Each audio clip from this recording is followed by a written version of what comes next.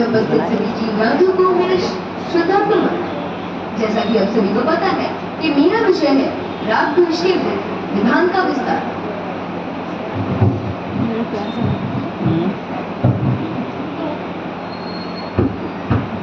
तो सबसे पहले प्रश्न ये उठता है कि विधान क्या होता है? तो विधान का अर्थ है कानून। अब मैं आपको राग द्वेष का विस्तार बताता हूँ। सबसे पहले इस जीव को शरीर में अनुबंध अहम बुद्धि, इसलिए वह अपने को और शरीर को एक मानता है। जैसे नाम तो शरीर का है और मैं आत्मा हूँ, लेकिन विचार कैसा होता है कि मेरा नाम आराध्य है। तो अब इस शरीर को जो अच्छा लगे वह उसमें राग करता है, और जो शरीर को अच्छा ना लगे उसमें द्वेष करता है। तो अब राग द्वेष का विस्तार होगा।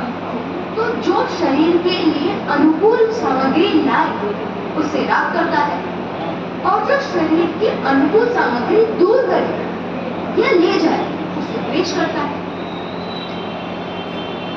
वैसे ही जो शरीर के लिए प्रतिकूल सामग्री लाए उससे द्वेष करता है, और जो प्रतिकूल सामग्री ले जाए उससे राग करता है। तो ये इन सामग्री के कारणों में भी राग द्वेष करता है। बेसिकली अगर मोटा मोटा समझे तो ये जीव 4 प्रकार से राग द्वेष करता है। पहला शरीर से, दूसरा सामग्री से, तीसरा सामग्री के लाने वाले से, लाने या ले जाने वाले से, और चौथा जो सामग्री को लाया है या जो ले जा रहा है उसके सहायक से। तो इस जीव को चारित्र्य कर्म की वजह से राग द्वेष होते हैं। उनके भाव किसी बाहरी पदार्थ के आश्रय बिना नहीं हो सकते। जिसे राग होता है तो वो किसी पदार्थ के आश्रय से होता है, और द्वेष होता है वो किसी पदार्थ के आश्रय से होता है। तो अब ये राग द्वेष के विचार कितनी जल्दी बदलते हैं ये समझाने के लिए मैं आपको एक कहानी सुनाता हूँ। एक बार की बात थी, एक लड़की ने Amazon से कुछ मंगाया, ईयरबड्स मंगाए। तो महीना चल रहा था मई जून का, पुरानी घटना है, मई जून का महीना चल रहा था। धूप बहुत भयंकर हो रही थी। तो जब वो डिलीवरी वाला आया एक दिन बाद, क्योंकि उनके पास Amazon प्राइम था, तो एक दिन बाद आया डिलीवरी वाला।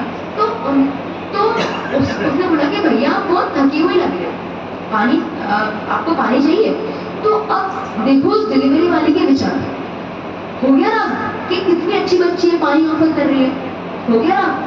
अब वो अंदर गई, पानी हो गया, 5 मिनट हो गए, 10 मिनट हो गए, वापस नहीं आई।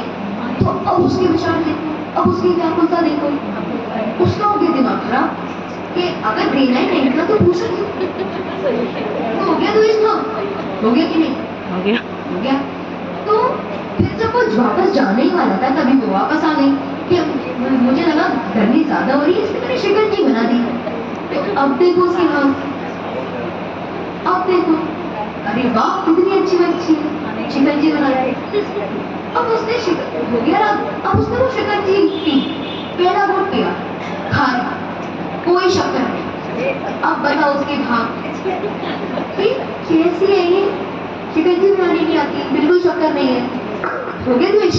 तो फिर उसने उससे बोला है कि कोई बिल्कुल शक्कर नहीं है। तो उसने बोला कि मुझे लगा कि आपको अगर डायबिटीज ना हो, आपकी तबीयत खराब हो जाएगी अगर आपको डायबिटीज हुई तो इसलिए मैं अलग से शक्कर लाई हूँ, ले लो अगर आपको मतलब अपने हिसाब से डालना। तो अब देखो उसके विचार, अब भाव देखो, कितनी अच्छी बच्ची है, कितना सोचती है, हो गया आप फिर से। तो ये राग द्वेष कितनी जल्दी परिवर्तित हो रहे हैं।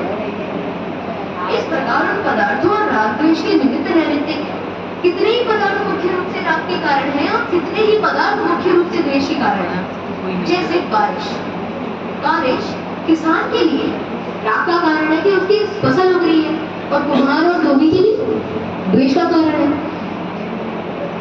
कितने ही पदार्थ किसी के लिए किसी काल में राग के कारण है और किसी काल में द्वेष के कारण है। यहाँ इतना जानना कि एक कार्य होने में अनेक कारण चाहिए। जैसे मैंने अपना ये हाथ उठाया, अब इसमें कितने कारण हैं? जैसे उसमें बहुत सारे कारण हैं कि इस हाथ में व्यायु गति हुई ऐसी तो ये ऊपर उठा, और फिर मुझे आपको प्रूव करना था कि उससे ज्यादा कारण होते हैं, तो ये दूसरा कारण हो गया। तीसरा मोहभाव कारण हो गया। चौथा कि इसमें ऐसे इसके जो परमाणु थे उनमें जो व्यायु गति आई उससे वो प्रूव करा, और इससे बहुत कारण होते हैं। तो रागादित होने में अंतरंग कारण मोह का उदय है, और वो तो बलवान है, और बाहरी कारण वो तो बलवान नहीं है। मुनिराज को मोह मंद होने के कारण बाहरी निमित्त मिलने पर भी कोई राग द्वेष नहीं होते, लेकिन पापी जीवों को मोह का उदय तीव्र होने के कारण बाहरी निमित्त न मिलने की वजह से संकल्प से ही राग द्वेष होते हैं। तो इसलिए मोह का उदय होने से राग द्वेष होते हैं। तो ये अपना फाइनल वर्डिक्ट हुआ कि मोह के उदय होने से ही राग द्वेष होते हैं। तो अंत में मैं सिर्फ इतना ही कहना चाहूंगा कि यहाँ पे सभी जीव भेद विज्ञान रूपी ब्रह्मोस मिसाइल जो मैंने पिछले बार आपको बताया था उसका इस्तेमाल करें और अपने राग द्वेष को खत्म करें और अपना मोक्ष मार्ग प्रशस्त करें। धन्यवाद। जय हिंद।